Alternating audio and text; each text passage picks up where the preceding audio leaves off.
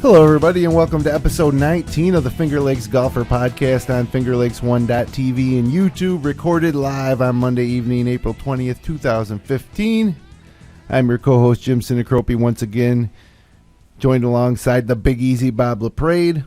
And on tonight's episode, we're going to talk about putting, specifically short putting, because the shorter it is, the more likely it is I'm going to miss it. I'm in a bad spot right now with as far as that goes.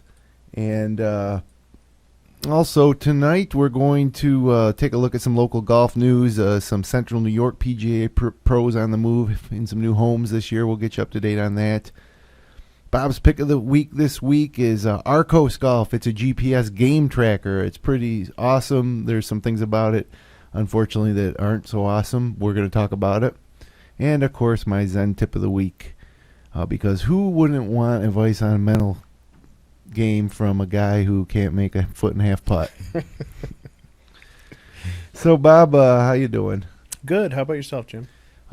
Good, except, you know what? It seems like whenever we come up in the studio, a torrential downpour outside. I mean, we're pretty isolated up here. And last week we said that we were going to, during the show we said, oh boy, if we can just not get a lot of rain, the course is going to really dry up. Yep. And we go down the elevator, the door opens, and it's just a torrential downpour. And then just now, while we're preparing for the show, we could hear it. Right.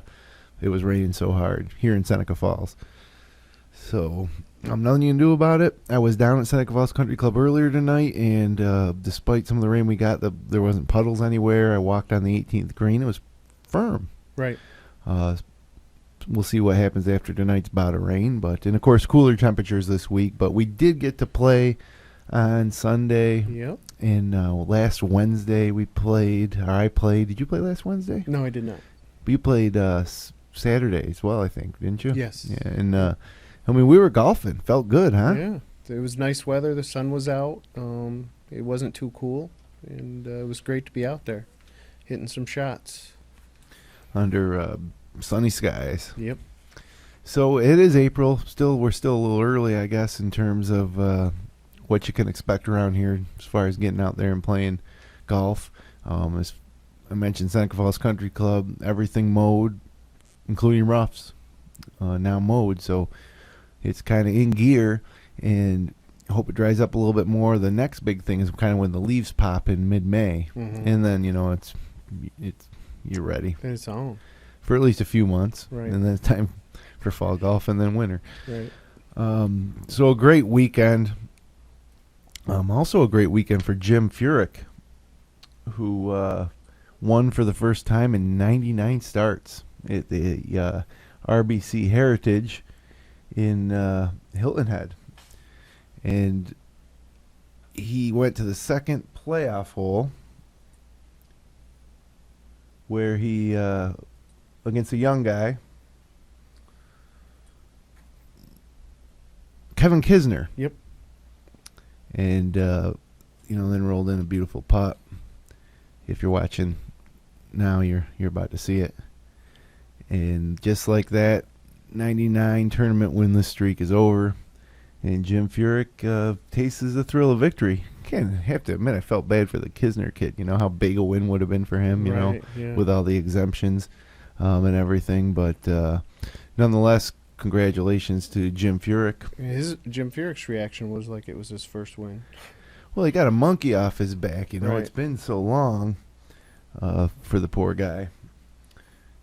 For sure. And people getting on him, and he's lost in a few playoffs. His playoff record's not too good. Ryder Cup was rough. Hall of Famer, no doubt, but... Yeah, got to wonder at his age, too, am I ever going to win again?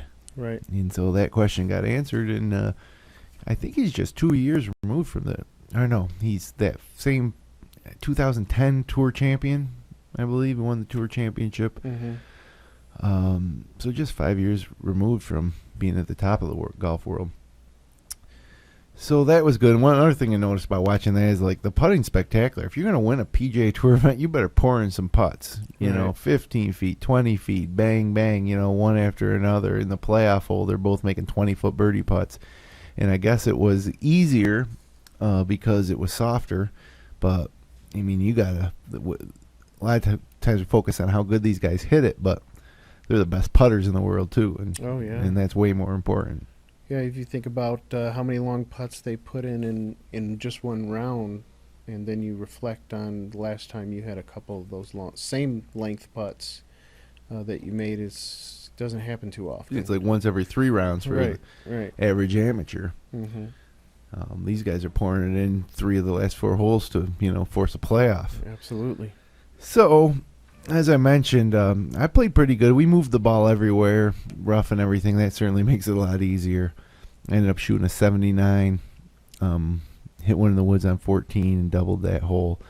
But I missed 3 putts of between a foot and 3 feet, I'd say. Mm-hmm. Putts that are really gimmies for the most part. But I putted great otherwise. How many 10 to 12 footers did I make that day? Quite a few, yeah. I mean, I bet you I was 80% from 10 to 12 feet and 0% from 1 to 3 feet. Yeah, it was odd. It's clearly mental. I clearly have anxiety over the short putts. It's something that's been building over the last few years where I just missed a few, and then I'd have a few rounds where I'd miss 3 or 4 of those in the same round, and I'd kind of put it out of my mind and go forward. But I'm usually good for 1 or 2 of those misses a round, and that's just really unacceptable. No reason for it. Mm-hmm. So the worst was on the 18th hole. I was on the green with a birdie putt, and I knocked it by about 1.5 feet, 18 inches maybe max. Yeah. And I didn't even hit the hole. Yeah. Bogeyed it. Yeah, it's your yips are like a body yip. It's not a hand yip. It's like you want to turn with the putt. So it's. I think it's because I have so much anxiety that I just want to look up and see the ball go in right away and get it over with. Right. I don't know. What do you do? I don't know. Maybe sometimes the best approach can be just practice those shorter putts and make sure you're rock solid when you strike them, and don't try not to be too concerned with them. Or just make sure if you're going to miss a putt, you miss it 3 or 4 feet past, and then you can make the putt. Be more aggressive on the first putt. Don't leave it too close. Right. Yeah, I could see that. I think practicing is obviously a good answer to that. Looking at the side saddle putting method too, maybe. Mm-hmm. Yeah. Which we're going to really key in on in a future episode, probably next week.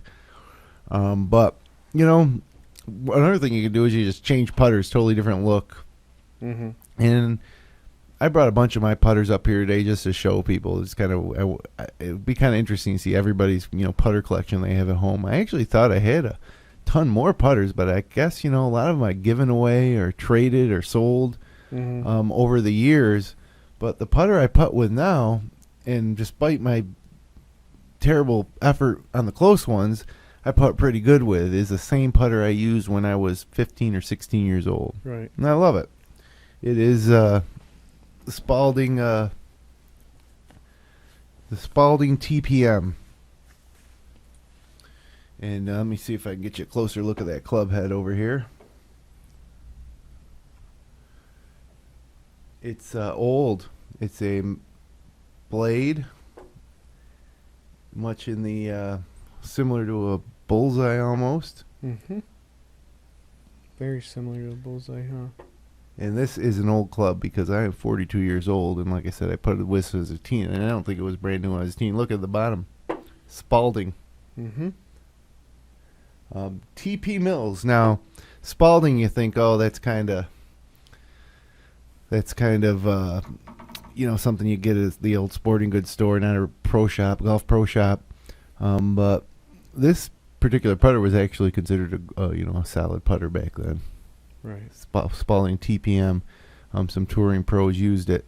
And the other thing I like to do is I like to wrap my grip in tennis grip. Now, this is getting a little ratty. I think I got to replace it for the season. Maybe that'll give me something to do while it's raining this week. But yeah, there it is. That's what I putt with now, and it's what I putted with almost 30 years ago. Why do you prefer the tennis grip?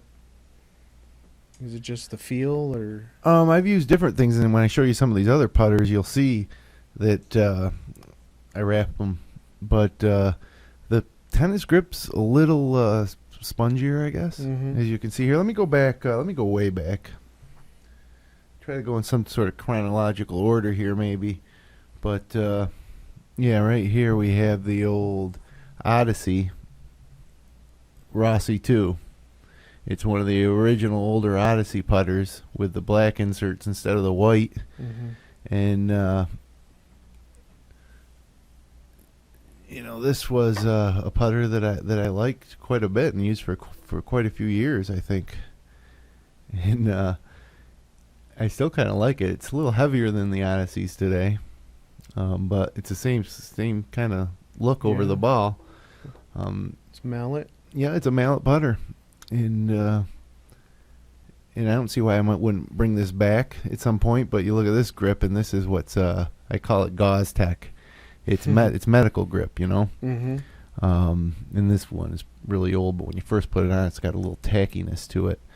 So there's that putter. I also, in the early days, had a Ping Zing 2 that I used quite a bit. And I had a couple bullseyes that maybe I used here or there. Bullseyes were pretty popular in the 80s. It wasn't uncommon to see, 2 or 3 bullseyes in your foursome putters. They were really... And then the Ping putters kind of came around with the Ping Zing and the Ping Zing 2, the Ping Pal. Yep. All those pings, and a lot of people had those. Yeah, the Answer. Yep. I had an Answer. I had a Zing 2, Ping Zing 2, which, Ed Boudreaux putts with a Ping Zing 2 still. That's going back as long as the Spalding T.P.M, really. Right. But another putter I have here, and this is probably the most expensive putter I ever owned. And again, we got some of this grip on here that was probably applied like 15 years ago. But this is a Scotty Cameron, and when I started dating my wife, she really wanted to impress me early on in our relationship, so she went and bought me like the most expensive putter she could find, thinking he'll love it. Obviously this is going to be a great putter. She's right, it is a good putter, but it never really fit my game well, which is kind of odd because, as you can see here, it's also a mallet, similar to the Spalding T.P.M. Very similar. This is a Titleist Scotty Cameron. It's a good-looking putter. Could use a little polishing, yeah. It's got a few little rust marks on that can be, cleaned off of there. But, yeah, it's a very nice-looking putter. And but for whatever reason, I don't know, it just feels different than my Spalding. It's... maybe it's not really aligned, because Bob, you told me that when you putted with a new putter this weekend, and you got fitted for that putter. What was that like? Yeah, I mean, how did that happen? Well, it was an impulse buy when I got it, and I was actually at Dick's, and I asked them if they fit putters, and they said they did, and it was like a 5-minute process to just get me measured for my lie. It was I was considerably different than the off the rack putter, and it felt more comfortable to me, so I'm kind of excited about it because the putter doesn't feel like it's so far from me. So I think I was fitted at 74 degrees, which was like 4 degrees from stock, but when you actually held it in your hand off the rack and when he bent the shaft, it was considerable amount of change to where you noticed it. Oh, sure. It's just a couple degrees at that type of angle is going to, be a couple inches from how far you are standing from the ball. So, yeah, look at this here. We got the Scotty Cameron and the Spalding T.P.M. back-to-back. Look at how similar they kind of are. Yeah. One of them costs $17. The other one costs $250. Yeah, they are very similar. But I don't like the Scotty. I don't know what it is. I've putted with it on and off for short stints, but I keep coming back to this one. And really, what are you talking about here? You're rolling a ball, Yeah. So I'll continue on here. Now, I've seen you've had quite a few blades. Do you prefer a blade putter over a mallet? Oh yeah, I think so. But Yeah. the next putter, or actually not quite the next putter I'm going to show you, but one of the most recent putters I've used for about 3 years solid, Mm-hmm. and it was a 2-ball type of putter. Mm-hmm. But before I went to that, briefly I used this thing here. This is a Rosa. TaylorMade? What's it called? A Fontana. Look at this. I don't know where I found. I think I got a really good deal on it, maybe online, and I just wanted to give it a shot. And the shaft is right down the middle, and that's kind of one thing I was looking for at the time, Mm-hmm. was get that shaft more in the middle. And this was a putter that was okay, but never really stuck. I might have used this for 2 months, Right. and then it went down the basement. But it's a pretty cool looking putter. Yeah, it is. And that grip didn't even get wrapped. I didn't even use long enough to want to wrap the grip. But the putter that I mentioned just now that I've used quite a bit for the past few years before going back to the Spalding is the Rosa Corza Ghost putter. And let me get it over here. You're talking about a 2-ball putter. Mm-hmm. And I thought you putted well with that. Yeah, I think I kind of did too, but you know what it came down to? was I was missing short putts. Right, yeah, right, yeah. I couldn't take it anymore. Right.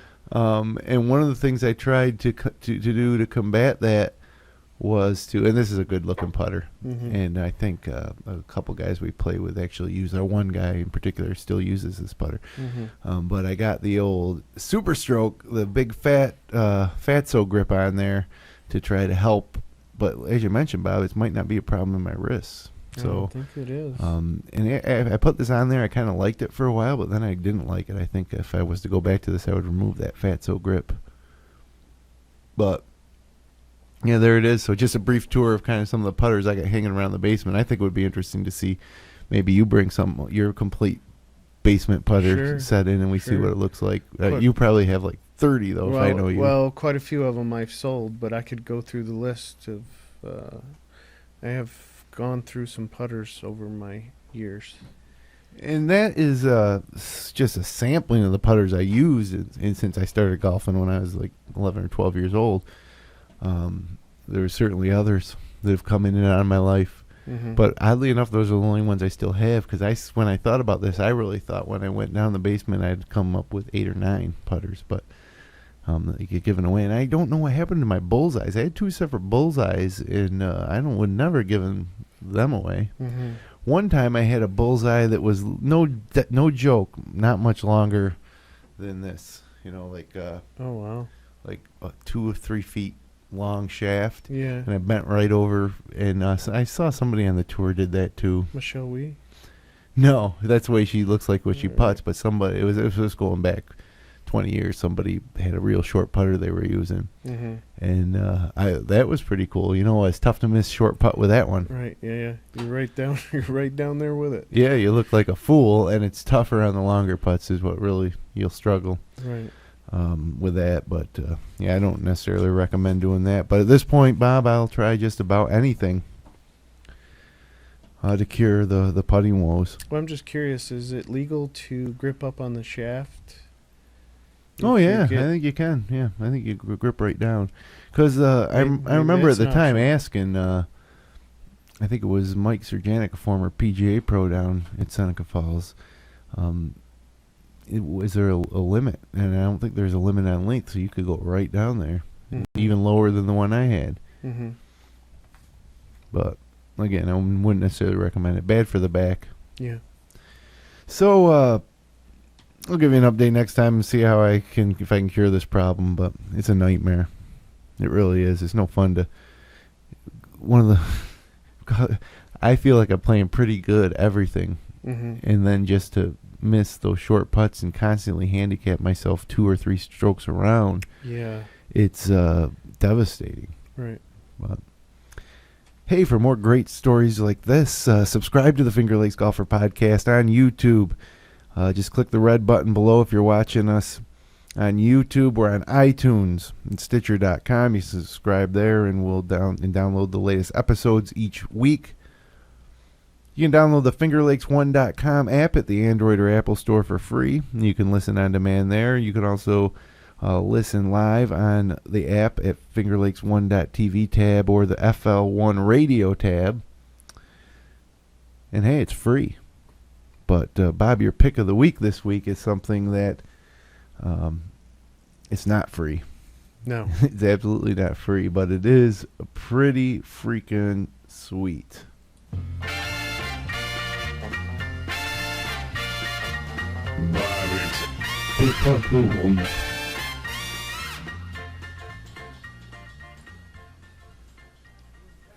This week, Arccos automatic GPS golf tracking system. Now, we talked about something very similar to this, I think, last year. That's ARCCOS. Correct. Website's Arccos, ARCCOS, golf.com. Correct. And what's nice about this is you put these little devices in the end of your grips. It's kind of set them, forget them. They stay in there. You get 14 of them, including the putter. And you bring up the app on your phone, and you throw your phone in your pocket, and you play golf. And when you're done, it's tracked all your distances. It's tracked where you went on the golf course on an overlay, a map overlay. So you can bring up a map of the hole and see where you actually struck your shots from, with all the stats that goes along with it. Here's a good view of the app itself here. You got your GPS satellite views, the course above, and in particular, there's one hole where they show each one of your shots, where it went, the distance, what club you used. If you can see that, it says 2 putts up by the green. And, hey, look at this guy was playing Oakmont, so Right. Yeah. you may have to play Oakmont to afford this. Right. Yeah. But after a few rounds, you look at this, you got some average distances for your clubs. Which is nice. It's fantastic. And you're not doing anything other than playing like you normally would. Unlike the other product that we reviewed last year, you had to tap it to your belt. Right. You wore a device on your belt, and you had to tap the end of the club. They had sensors in the end of the grips as well, and you had to tap it before you made your stroke so that the device knew what club you were using and could take a GPS reading at the same time. So this system kind of knows what's going on when you hit the ball and where you are and those kind of things. Now, the drawback, it has a couple drawbacks. Yeah. Price. The price is one. It's $399.99. As much as a top-of-the-line driver. Right. Yeah. Includes 14 sensors. One for each club that you can legally have in your bag. Right. Yep. And it also free 2-day shipping to you. Yeah, because when you're paying $400 for 14 sensors. Right. And the phone app is free. Yep. The other big drawback, though, Bob. iPhone. Only iPhone, which is crazy. Not that iPhone's a bad product, but there's a lot of people out there that have Android as well. You can't make a product like this and not have it for both nowadays if you really are being serious, right. Because we're both potential customers who don't own iPhones, and so we're not potential customers. They don't have a product for us, Right. And what's nice about this is I'm sure there's been golfers out there that, like the statistics or to see the statistics of their game, but who has the time to sit there and, have your own special scorecard, fill out, Well, even then you can't do distances. Well, you could, but you'd be guesstimating, right? So, I'd get about 4 holes in and I'd be like, screw this, I gotta find my ball. Putts, greens, and up and down. Our good buddy, the PGA pro over at Turning Stone, Eric Lorenzetti, used to keep a lot of personally stats scorecard, and track his own game before this type of technology was available. Right. Well, what's nice about this, it does all the work for you. And when you get done, you can say, oh, yeah, let me check it out, see how things went. So you can see here on this screen, they're giving you different handicaps for every type of shot that you hit, based on the data that it's automatically accumulating. Nice. Was that thunder? Yeah. Well, I don't know, guys, if you guys can hear that at home, but yeah, it looks like we got a thunderstorm happening. And here you go. You can go to Oakmont, and it'll track your scores, or you can play at the Innis Arden golf course. Nice. But it will work on any golf course. And then I guess you review your round and post it. So pretty slick. I just wish it was available. And they talk about some of the analytics and data that they give you. In this example here on the screen, you hit your pitching wedge. It gives you an average and a longest, and then it gives you a plus or minus range that you can kind of expect. And in this case, for this golfer, it's plus 6 or minus 6 yards. So his average is 121, but when he's kind of lining up a shot, he can kind of have that 6 yard short, 6 yard long, and have some confidence in it because it's actual data that has been accumulated. Order now, just $399.99 for these 14 things in a box over here. I'd be interested if anybody's ever used it, just to hear some feedback, or if Arccos Golf wants to send us one to play around with. Yeah, and an iPhone. Yeah, we need an iPhone too. Or actually, I wonder if we can pair it with a. We've got friends that have iPhones. We'll just borrow them. That's true. That's true. Yeah, you can contact the show. Contact at fingerlakes1.com, subject line FLX Golfer. Not much to that website. We basically saw the whole website right there. There's a back end dashboard that you can log into that will house all your stats and stuff, and there's a social media component to it that you can share this and that. Also, check out YouTube. YouTube has a video of someone using the Arccos? It's like at a promo? Yeah. It's at a golf demo show or something. They're demoing the product. So, well, I think that whether they come up with an Android app or not, I think you're going to see more of these types of products coming around. And, really, I think for something like that, if that was priced at $99.99, it would just be a wild hit. Yeah.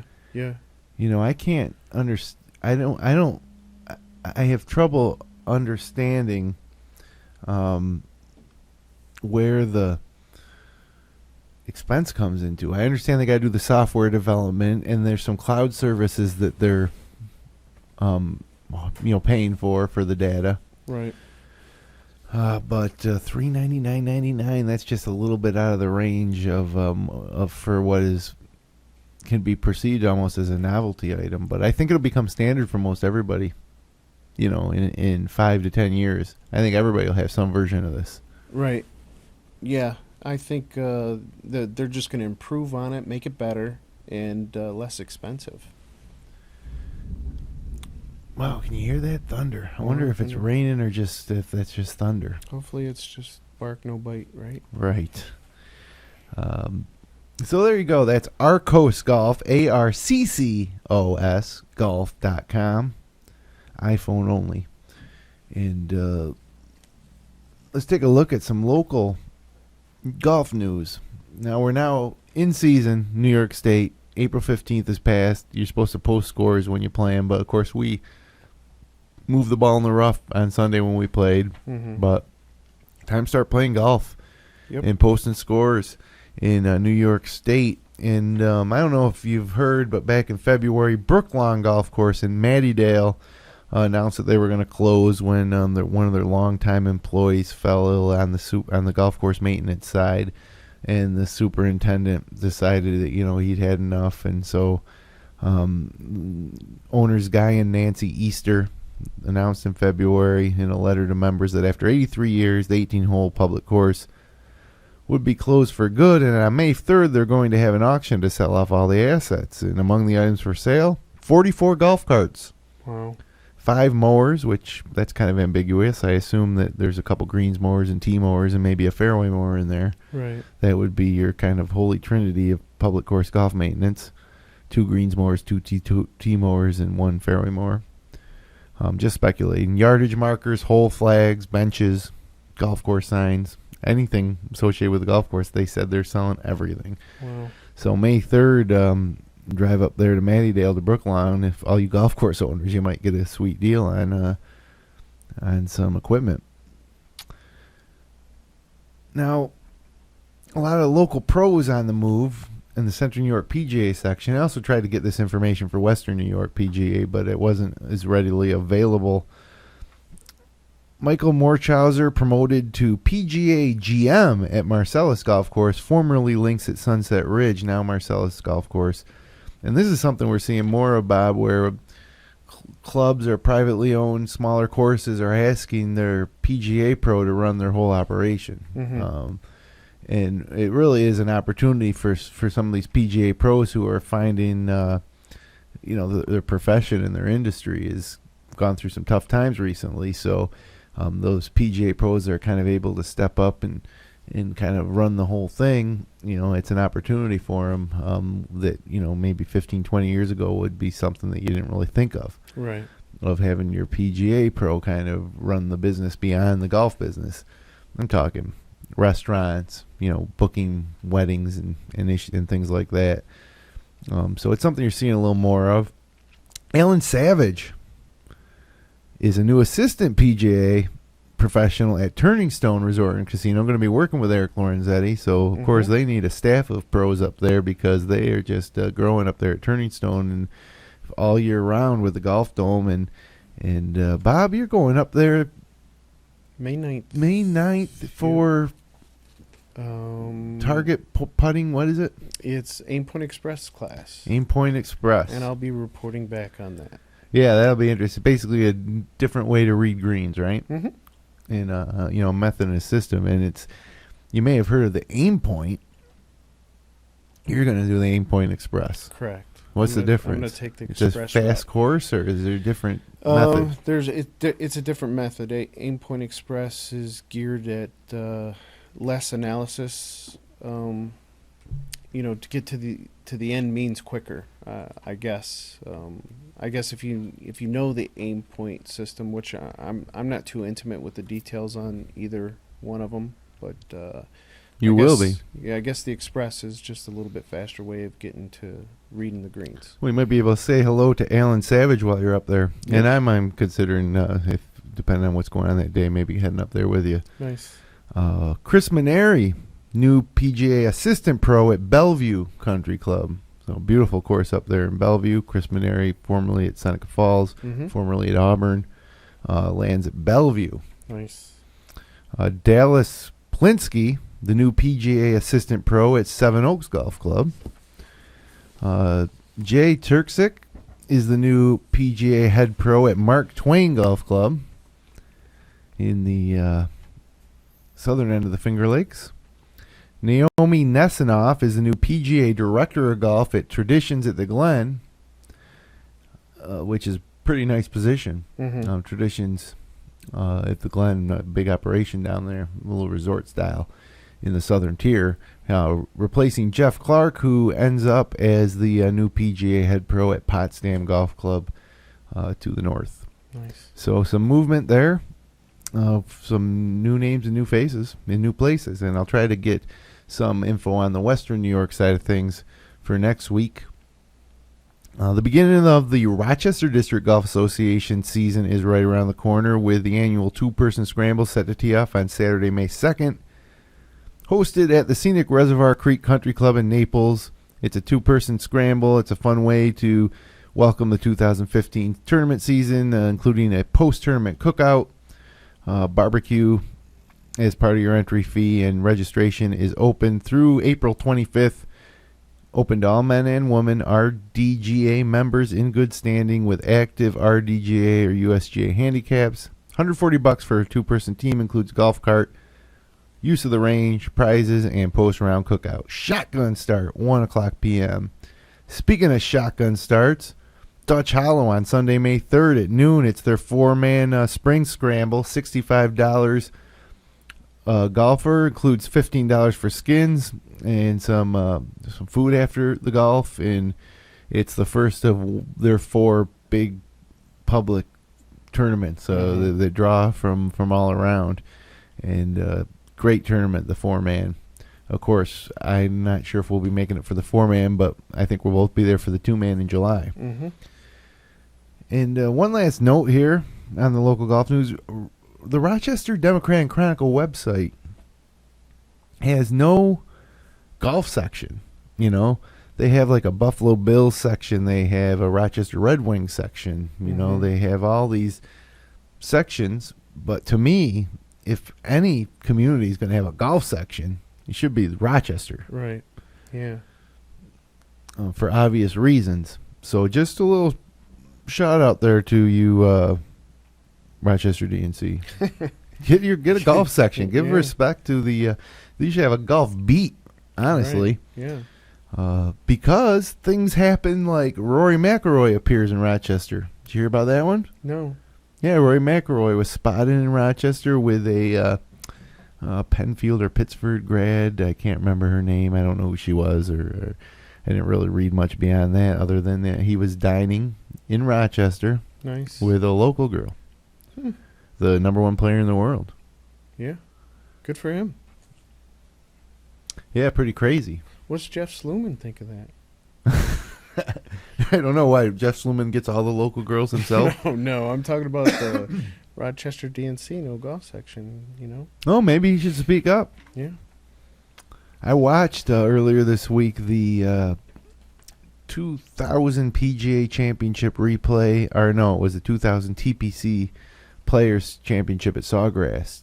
It was the year that Tiger battled Hal Sutton, and Hal Sutton won it. When the ball was in the air in the 18th, he said, "Be the right club today." Great line. One of the great golf lines I've ever heard. I love it. I use it 3-4 times around. Right. Pretty much every time I hit a good shot. Yep. Ask it to be the right club today. And the reason I bring that up is because Sluman was in contention. Not really. He was in like the around 10th place maybe. So he saw a couple of his shots, and great, obviously, local golfer. I saw him win years ago at the BC Open. Yeah, in a playoff. Oh yeah, you remember who he was playing off against? No, I don't. But they ended up playing 18 like 3 times. And that's how they did it at the BC Open, right back to 18. And Yeah. of course, a very nice little water on the left there at Endicott. Yep. And nice bleachers seating around, or grandstand seating surrounding 18. So it's a good golf hole. I caddied at that course a few times at Endicott. Miss having the PGA there, but you know what? The community still embraces the seniors there. Right, yeah. Still very popular. So, guess what? First hole in one of the year, Hank Ferrioli used a 5 hybrid to ace the 164-yard 14th hole at Eagle Vale Golf Club this week. The first hole in one reported this year. And we want you to send us all your hole-in-ones to contact@fingerlakes1.com, subject line FLX Golfer, and we will read them on the air, add you to the list each week. Let's see how many aces we can get in 2015. Congrats, Hank. Hank, yeah. The only guy, first hole-in-one of the year. Yeah. Good for him. So now, before we bid you adieu tonight, we first need to discuss this week's Zen Tip of the Week. Zen Tip of the Week.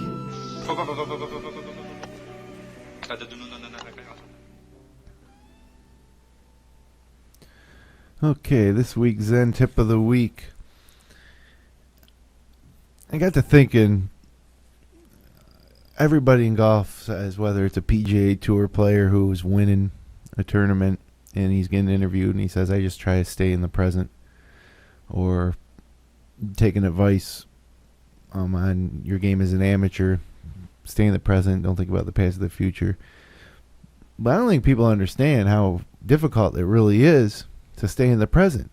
What that means, what occurred to me was, if I'm actually staying in the present, then I should never on the golf course feel like I'm having a good day or a bad day, because that's all in the past and expectations for the future. It has nothing to do with the present.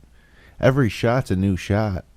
And if you approach it where you're already thinking, oh, geez, I'm having a bad day, I'm struggling today, I got to figure this out, you're not in the present. You're weighted down by the past.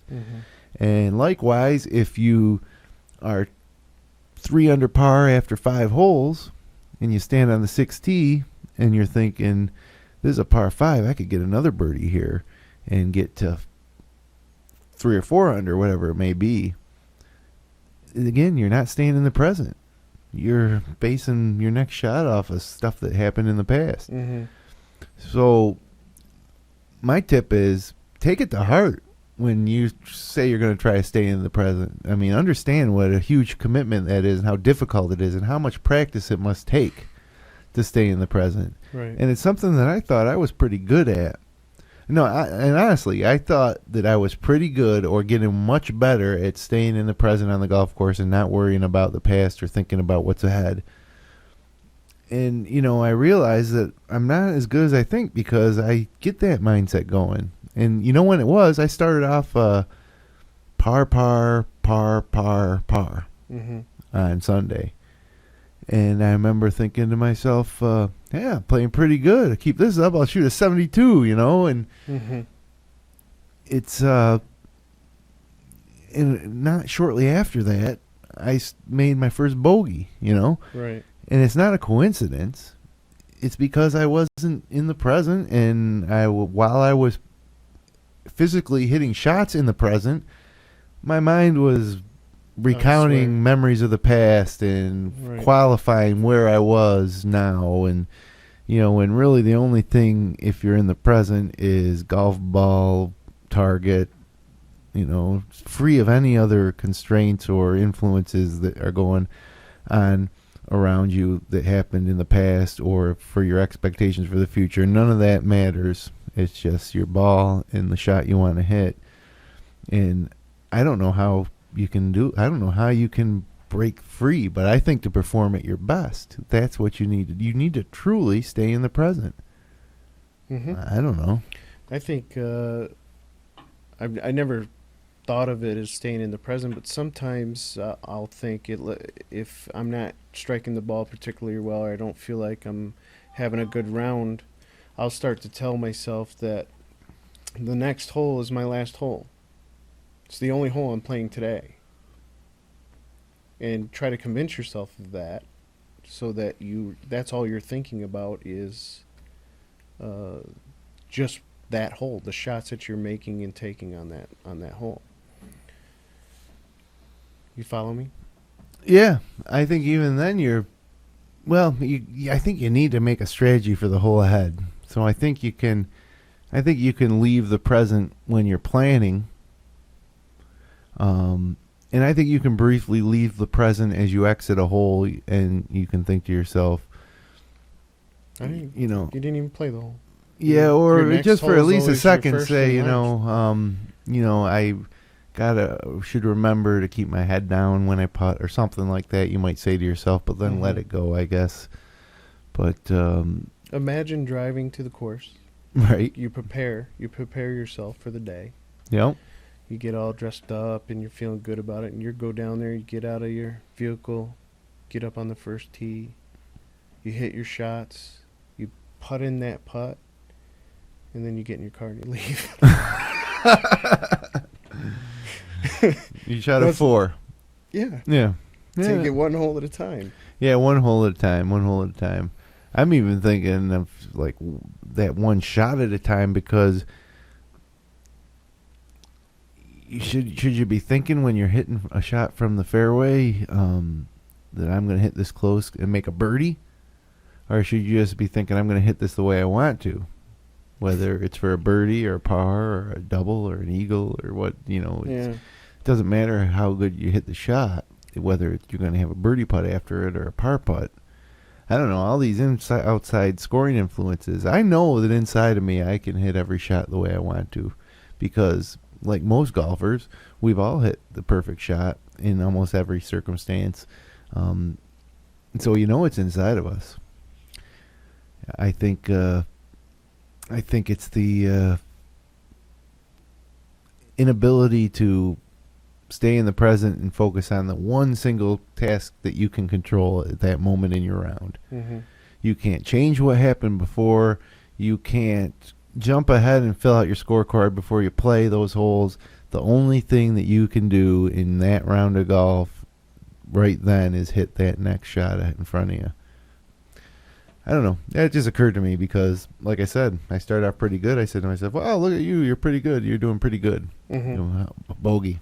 Right. Not only that, but I went par bogey after I had that thought, but the par was shaky. Yeah. You know, for the first time that day, I hit a bad drive, and then I hit a good recovery shot on the par 5, left myself a wedge, and I, pulled it. It was a 110-yard wedge that was 50 yards left of the target. And so, and then saved a bogey on the next hole, par 3. Saved a bogey by making a 12-foot bogey putt. So, are you saying the root cause was because you were thinking ahead? Yeah, I didn't need to. No, I was thinking behind. In that case, I was thinking more behind than ahead, I think. I just think I recognized, things are going pretty good today. This is a good day. This must be a good day, as opposed to the bad days. Yeah. But really, all that is a bunch of crap. Well, any guy who's been playing golf for 6 months knows not to tempt that, right? For 6 months? At least 6 months, when you think you've got it beat or you think yeah. it always comes back on you. Right. But it's easy to do, like you said, to look back and say, man, I'm doing good. You can't help it. Everybody's done it. Everybody does it constantly because you can't help it. And you need to be a Zen master to master that part of it. But I'm going to give it a better shot to I guess the trick is to feel the same way about your situation, whether you start out double, double, double, or birdie, birdie, birdie on the fourth hole. You know what I mean? No matter where it is, no matter how you're playing, you should really be at a similar state as you play. And for some people that might be a little chatty. For some people that might be very calm, slow moving. I found in the past that, I've needed to get things going in my round, and I make a birdie putt, and all of a sudden I have a little jump in my step, and I'm walking a little faster to the cart, and I'm hopping up on the tee and get some momentum going, But I don't think that's the way to play golf. Right. I think it's fun when you get it going, you start to feel that little adrenaline, but I don't think it helps you. I think it's a short-term benefit, and then sometime between the end of the round when that adrenaline wears off and you duck hook a couple in the woods. Oh, well. Hey, Zen tip, like I say, from a guy who struggling with the short putts. Hey, send me some of your tips. Hit me. I'm at Twitter at TheJNice. Like I said, you can email us at contact@fingerlakes1.com, subject line FLX Golfer.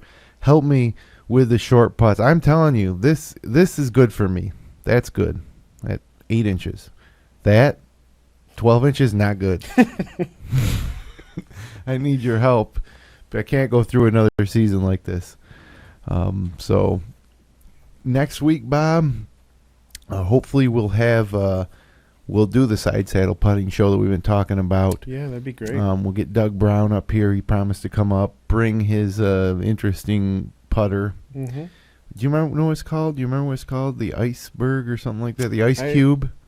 Perhaps. I don't exactly remember. But it's a side saddle putter. It's a new way of putting. It looks phenomenally effective, and that, Bob, could end up being my solution. Maybe I go side saddle. I tried it. I liked the way it's set up. Yeah, it's a style thing, I think, but I guess next week we'll talk about it with Doug, hopefully, and you can judge for yourself. We'll get some video footage of the product in action and the method, and if you just can't wait till then, get over to YouTube and search side saddle putting techniques. Yep. And you'll see some videos of it. So thanks, everybody, for joining us tonight again. This was episode 19 of the Finger Lakes Golfer podcast on fingerlakes1.tv and YouTube. Remember to subscribe so we'll be in your feed every week in season, which for us is pretty much April through late September, maybe early October. And we're on iTunes, and we're on Stitcher.com. We're online at podcast.fingerlakes1.com/FLXGolfer. So we hope you had a great time hanging out with us. We'll be back live next Monday night at 9 p.m. Until then, Bob, hit 'em long. Not often.